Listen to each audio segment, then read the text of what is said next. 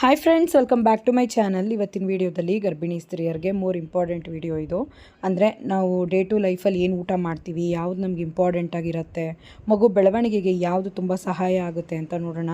ಯಾಕಂದರೆ ತುಂಬ ಜನರಿಗೆ ಬಂದು ಯಾವುದನ್ನು ಬಂದು ಅವಾಯ್ಡ್ ಮಾಡಬೇಕು ಅನ್ನೋದೆಲ್ಲ ಗೊತ್ತೇ ಇರಲ್ಲ. ಸೊ ಮಗುವಿನ ಎಂಟೈರ್ ಬೆಳವಣಿಗೆಗೆ ಮತ್ತು ಪ್ರೆಗ್ನೆನ್ಸಿಯಲ್ಲಿ ಬಂದು ತುಂಬಾ ಎನರ್ಜಿ ಕೊಡುವಂತಹ ಫುಡ್ಗಳು ಯಾವುದ್ಯಾವುದು. ಸೊ ನಮಗೆ ಪ್ರೆಗ್ನೆಂಟ್ ಟೈಮಲ್ಲಿ ತುಂಬಾ ವಾಮಿಟಿಂಗ್ ಸೆನ್ಸೇಷನ್ ಇರುತ್ತೆ. ಸೊ ಆ ಟೈಮಲ್ಲಿ ತುಂಬಾ ಬಂದು ನ್ಯೂಟ್ರಿಯೆಂಟ್ಸ್ ನೀಡಿ ಇರುತ್ತೆ. ಮಗುಗೆ ನಿಮ್ಮಿಂದ ತುಂಬ ರಕ್ತ ಹೋಗುತ್ತೆ, ಆಕ್ಸಿಜನ್ ಹೋಗುತ್ತೆ, ನ್ಯೂಟ್ರಿಯೆಂಟ್ಸ್ ಹೋಗುತ್ತೆ, ನಿಮ್ಮಿಂದನೇ ಎಲ್ಲ ಕ್ಯಾಲ್ಶಿಯಂ ಪ್ರತಿಯೊಂದು ಬೇಬಿಗೆ ಹೋಗೋದು. ಹಾಗಾದರೆ ನೀವು ಗರ್ಭಿಣಿ ಸ್ತ್ರೀಯರು ಏನನ್ನೆಲ್ಲ ತಿಂದರೆ ತುಂಬ ಒಳ್ಳೆಯದು, ಯಾವುದೆಲ್ಲ ತಿಂದರೆ ನಿಮಗೆ ಬಲ ಜಾಸ್ತಿ ಸಿಗುತ್ತೆ, ಡೆಲಿವರಿ ಆದಮೇಲೆ ಕೂಡ ಬಲವುಳ್ಳವರಾಗಿರಬೇಕು ಅಂದರೆ ಯಾವ ಥರ ಫುಡ್ಗಳನ್ನು ಇಂಟೇಕಾಗಿ ತಗೋಬೇಕು ಅನ್ನೋದನ್ನು ಬಂದು ಕಂಪ್ಲೀಟ್ ಈ ವಿಡಿಯೋದಲ್ಲಿ ನೀವು ನೋಡ್ತೀರಾ. ಮೊದಲನೇದಾಗಿ ಬಂದು ಕರಿ ಉದ್ದಿನಬೇಳೆ. ಸಾಮಾನ್ಯವಾಗಿ ಬಿಳಿ ಉದ್ದಿನಬೇಳೆ ಎಲ್ಲರ ಮನೇಲೂ ಇರುತ್ತೆ, ಬಟ್ ಕರಿ ಉದ್ದಿನಬೇಳೆ ಅಂತಲೇ ನಿಮಗೆ ಅಂತ ತಗೊಳ್ಳಿ. ಅಟ್ಲೀಸ್ಟ್ ತಿಂಗಳಿಗೆ 1 kg ಆದರೂ ತಿನ್ನೋ ಥರ ಪ್ಲ್ಯಾನ್ ಮಾಡ್ಕೊಳ್ಳಿ. ಇದರಿಂದ ಗಂಜಿ ಮತ್ತು ಬಂದು ನೀವು ಆಹಾರ ರೂಪದಲ್ಲಿ ದೋಸೆ ರೂಪದಲ್ಲಿ ಕೂಡ ತೊಗೋಬೋದು. ಇದರಿಂದ ನಿಮಗೆ ಹೆಚ್ಚಾದಂಥ ಒಂದು ಕ್ಯಾಲ್ಶಿಯಂ ಸಿಗುತ್ತೆ ಮತ್ತು ಫೈಬರ್ ಕಂಟೆಂಟು ಕೂಡ ತುಂಬಾ ಮೂಳೆಗಳಿಗೆ ಬಲ ಸಿಗುತ್ತೆ. ನೆಕ್ಸ್ಟ್ ಬಂದು ಖರ್ಜೂರದಲ್ಲಿ ವೈಟಮಿನ್ಸು ಜಾಸ್ತಿ ಇದೆ ಮತ್ತು ಐರನ್ ಕಂಟೆಂಟ್ ಬಂದು ಚೆನ್ನಾಗಿ ವೃದ್ಧಿ ಆಗುತ್ತೆ ಇದರಲ್ಲಿ. ಸೊ ಹಾಗಾಗಿ ಇದನ್ನು ಕೂಡ ನೀವು ದಿವಸಕ್ಕೆ ಒಂದು 4ರಿಂದ 5 ನಂಬರಷ್ಟು ತೊಗೋಬೋದು. ನಾರ್ಮಲ್ ಡೆಲಿವರಿ ಆಗೋದಕ್ಕೂ ಇದು ಹೆಲ್ಪ್ ಮಾಡುತ್ತೆ ಅಂತ ಹೇಳ್ತಾರೆ. ಅಂದರೆ ಸರ್ವಿಕ್ಸ್ ಲೂಸ್ ಆಗೋದಕ್ಕೆ ಇದು ಹೆಲ್ಪ್ ಮಾಡುತ್ತೆ. ನೆಕ್ಸ್ಟ್ ಫುಡ್ ಅಂತಂದರೆ ನಿಮಗೆ ನುಗ್ಗೆ ಸೊಪ್ಪನ್ನೇ ನಾನು ಯಾಕೆ ಇಂಪಾರ್ಟೆಂಟ್ ಕೊಡ್ತಾ ಇದ್ದೀನಿ ಅಂತಂದರೆ, ಎಲ್ಲ ಸೊಪ್ಪುಗಳಿಗಿಂತ ಹೆಚ್ಚಾಗಿ ಐರನ್ ಕಂಟೆಂಟ್ ಜಾಸ್ತಿ ಇರೋದು, ಮ್ಯಾಗ್ನೀಷಿಯಮ್ ಜಾಸ್ತಿ ಇರೋದು ಇದರಲ್ಲೇ. ಸೊ ದಿವಸಕ್ಕೆ ಒಂದು 100 ಗ್ರಾಮಷ್ಟು ನುಗ್ಗೆ ಸೊಪ್ಪನ್ನು ನೀವು 3 months ಆಫ್ಟರ್ ತೊಗೋಬೋದು. ಇಲ್ಲ ನಾನು ಅದರೊಳಗಡೆ ಇದ್ದೀನಿ ಅಂತಂದರೆ ನೀವು ಒಂದು ದಿನ ಬಿಟ್ಟು ದಿನ ಆ ಥರ ತೊಗೋಬೋದು. ಹೆವಿ ಉಷ್ಣ ಅಂಥವಿಂಥವು ಅಂದ್ಕೊಂಡು ಕೆಲವರು ಇದನ್ನು ಅವಾಯ್ಡ್ ಮಾಡ್ತಾರೆ. ಹಂಗೆಲ್ಲ ಏನೂ ಇಲ್ಲ. ಧಾರಾಳವಾಗಿ ಸೊಪ್ಪಿನ ಪಲ್ಯ ಇಲ್ಲ ಊಟದಲ್ಲಿ ಸಾಂಬಾರು ಜೊತೆಗೆ ಹಾಕ್ಕೊಂಡಿದ್ದೀನಿ ತಿನ್ನಿ. ತುಂಬಾ ಒಳ್ಳೆಯದು. ರಕ್ತ ಜಾಸ್ತಿ ವೃದ್ಧಿ ಆಗುತ್ತೆ, ಜೊತೆಗೆ ಎನರ್ಜಿ ಕೂಡ ಚೆನ್ನಾಗಿ ಗೇನ್ ಆಗುತ್ತೆ, ಕೂದಲುದ್ರ ಸಮಸ್ಯೆ ಕೂಡ ಕಡಿಮೆ ಆಗುತ್ತೆ. ನೆಕ್ಸ್ಟು ಫಿಶ್ ಅಂತ ಬಂದಾಗ ನೀವು ಲೇಕ್ ಫಿಶ್ಶು ತಿನ್ನಿ. ಸಮುದ್ರ ಫಿಶ್ಗಳೇ ನಿಮ್ಮ ಕಡೆ ಸಿಗೋದು ಅಂದರೆ ವಾರಕ್ಕೆ 1-3 ಸಲ ತಿನ್ನಿ. ಸಮುದ್ರ ಫಿಶ್ಗಳಲ್ಲಿ ಜಾಸ್ತಿ ಮರ್ಕ್ಯೂರಿ ಕಂಟೆಂಟ್ ಇರುತ್ತೆ ಅಂತ ಹೇಳ್ತಾರೆ. ಹಾಗಾಗಿ ಅದನ್ನು ಕಡಿಮೆ ಪ್ರಮಾಣದಲ್ಲಿ ತೊಗೊಳ್ಳೋದು ಒಳ್ಳೆಯದು.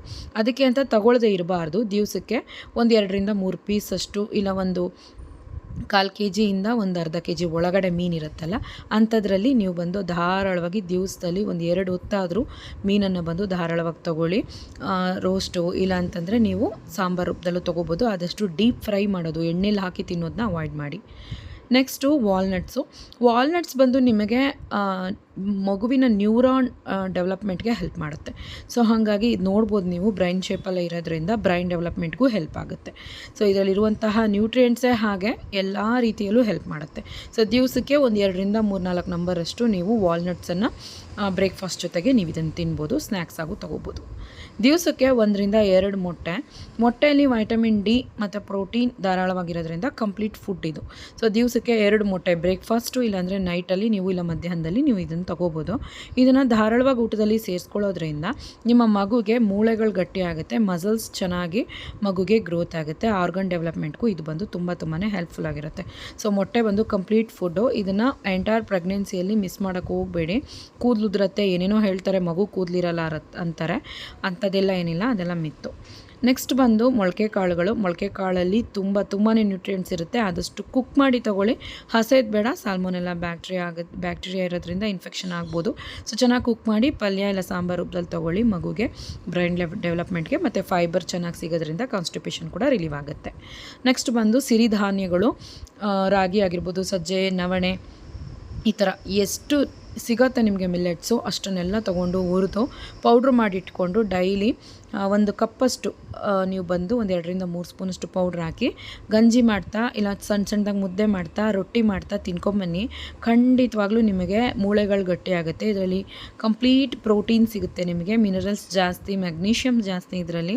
ಸೊ ನಿಮ್ಮ ಮಗುವಿನ ಹೇರಳವಾದಂತಹ ಒಂದು ಬೆಳವಣಿಗೆ ಇದರಿಂದ ಚೆನ್ನಾಗಿರುತ್ತೆ. ಸೊ ಧಾರಾಳವಾಗಿ ಮಿಲ್ಲೆಟ್ಸನ್ನು ತೊಗೋಬೋದು. Next ABC juice. ಎ ಅಂದಾಗ ಆ್ಯಪಲ್, ಆಮ್ಲ ಇಂಥವೆಲ್ಲ ಸೇರಿಸ್ಕೋಬೋದು. ನೀವು ಬೆಟ್ಟದ ನೆಲ್ಲಿಕಾಯಿ ಕೂಡ ಸೇರಿಸ್ಕೋಬೋದು. ಅರ್ಧ ಆ್ಯಪಲ್ ಆ್ಯಪಲು, ಅರ್ಧ ಬೀಟ್ರೂಟು, ಅರ್ಧ ಕ್ಯಾರೆಟು, ಇಲ್ಲ ಆಮ್ಲ ಇದೆ, ಆ್ಯಪಲ್ ಇಲ್ಲ ಅಂದರೆ ಆಮ್ಲ ಕೂಡ ಬೆಟ್ಟದ ನೆಲ್ಲಿಕಾಯಿ ಕೂಡ ಸೇರಿಸ್ಕೊಂಡು ಜ್ಯೂಸ್ ಮಾಡ್ಕೊಂಡು ಕುಡೀರಿ. ಬ್ರೇಕ್ಫಾಸ್ಟ್ ಜೊತೆಗೆ ಒಂದು ಒಳ್ಳೆ ಎನರ್ಜಿ ಗೇನ್ ಆಗುತ್ತೆ, ವೈಟಮಿನ್ಸ್ ಬೂಸ್ಟ್ ಆಗುತ್ತೆ. ನೆಕ್ಸ್ಟು ಕಪ್ಪು ಅಕ್ಕಿ, ಬ್ಲ್ಯಾಕ್ ರೈಸ್ ಅಂತ ಹೇಳ್ತಾರೆ. ಇದನ್ನು ನೀವು ಸ್ವಲ್ಪ ಕಾಸ್ಟ್ಲಿ ಅನಿಸುತ್ತೆ ಇದು ನಿಮಗೆ, ಆದರೆ ನೀವು ತಗೊಂಡು ಇದನ್ನು ಆಗಾಗ ಪೊಂಗಲ್ ಥರ ಮಾಡ್ಕೊತೀನಿ. ತುಂಬ ಟೇಸ್ಟಿಯಾಗಿರುತ್ತೆ, ತುಂಬಾ ಒಳ್ಳೆಯದು, ನ್ಯೂಟ್ರಿಯೆಂಟ್ಸ್ ಜಾಸ್ತಿ ಇರುವಂಥ ಫುಡ್ ಅದು.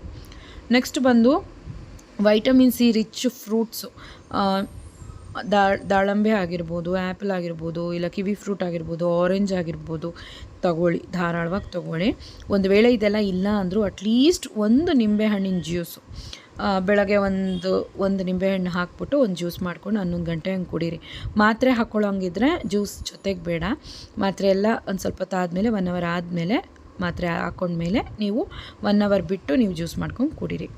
ನೆಕ್ಸ್ಟ್ ಬಂದು ಹಾಲು, ಬಾದಾಮಿ ಹಾಲಾದರೂ ತೊಗೊಳ್ಳಿ, ಇಲ್ಲ ಅರಿಶಿಣದ ಹಾಲಾದರೂ ನೀವು ನೈಟಲ್ಲಿ ತೊಗೊಳ್ಳಿ.